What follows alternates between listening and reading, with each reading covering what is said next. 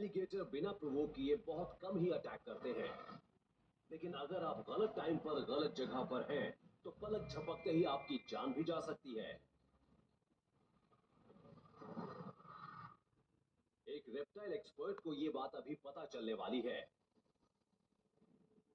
यहां पर ही एक खाई में एक खतरनाक एलिगेटर है, रिहायशी इलाके से कुछ ही मीटर की दूरी पर। यह शख्स उसे वहां से हटाने के लिए आगे बढ़ता है। इसे लगता है कि ये इस एलिगेटर को शांत कर सकेगा। ये उसकी आंखों पर टॉवल फेंकता है, लेकिन इससे ये एलिगेटर और भड़क जाता है।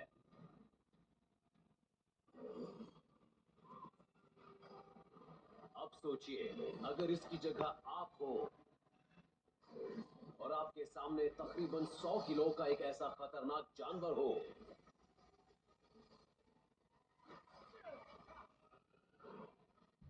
तो क्या करेंगे आप? ए, एलिगेटर को उसकी टेल से पकड़ लेंगे। बी, एलिगेटर का सामना करेंगे और उसकी आंखों पर अटैक करेंगे। या सी, वहां से खड़े होकर भाग निकलेंगे एक स्ट्रेट लाइन में।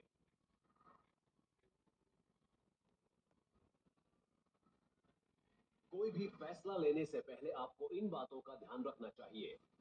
अभी अभी आप पर एलिगेटर ने अटैक किया है, आप नीचे गिर गए हैं और अब आपके सामने एक बहुत बड़ा खतरा है। कुछ भी हो सकता है। एलिगेटर्स के पास बेहद तेज 80 दांत होते हैं और ये बहुत ही खतरनाक परभक्षी होते हैं। इनके शरीर का लगभग आधा हिस्सा इनकी पूंछ होती है और ये कुछ बोनी रिजेस की एक शील्ड से कवर्ड होती है, जिन्हें ऑस्टियोडर्म्स कहते हैं। लेकिन एक जगह है जहां इन्हें भी चोट लग सकती है, वो है इनकी आंखें। अगर ये देख ही नहीं पाएंगे तो शिकार भी नहीं कर पाएंगे। एलिगेटर्स अपने शिकार पर बहुत तेजी से अटैक करते हैं। अगर आप इनके पास गए तो ये आपको छट से खा जाएंगे। एलिगेटर्स की बाइटिंग फोर्स तकरीबन 900 किलोग्राम की होती है। इनकी जानलेवा बाइट से बचने के लिए एलिगेटर रेसलर्स इन पर पीछे से अटैक करते हैं और कई बार इनकी टेल को पकड़ लेते हैं, क्योंकि एलिगेटर्स पीछे की तरफ नहीं देख सकते। समय बीतता जा रहा है। जल्दी से अपना फैसला लीजिए। ए, बी या सी।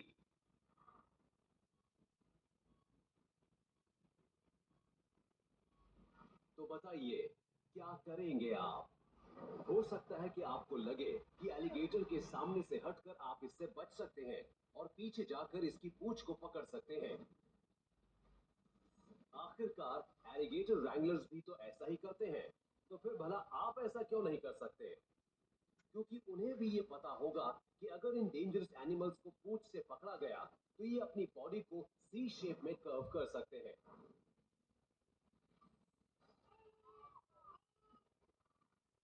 और फिर आप इनके जानलेवा जबड़ों से बस कुछ ही इंच की दूरी पर होंगे। तो अगर आप इस रेप्टाइल को इसकी पूंछ से पकड़ेंगे तो हो सकता है कि ये आपको खाने में कुछ सेकंड भी ना लगाए।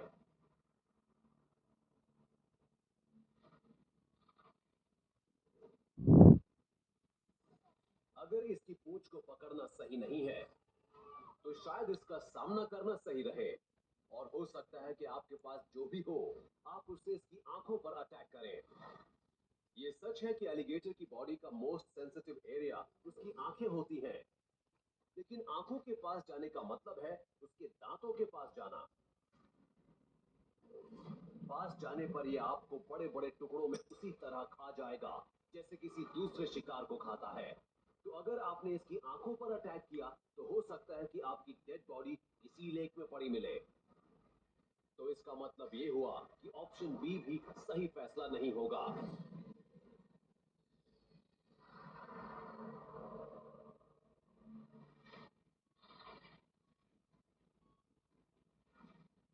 क्या करना चाहिए आपको? अगर आप इस एलिगेटर के अटैक से बचना चाहते हैं तो सबसे अच्छी चॉइस होगी कि पीछे मुड़िए और एक स्ट्रेट लाइन में भागना शुरू कर दीजिए। एलिगेटर्स फास्ट तो होते हैं, लेकिन ये बहुत देर तक नहीं भाग सकते।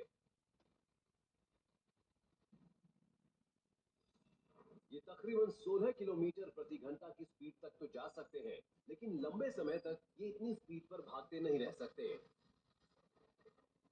और इसलिए ऐसे रेयर प्रेडेटर हैं जिनसे तेज इंसान भाग सकते हैं।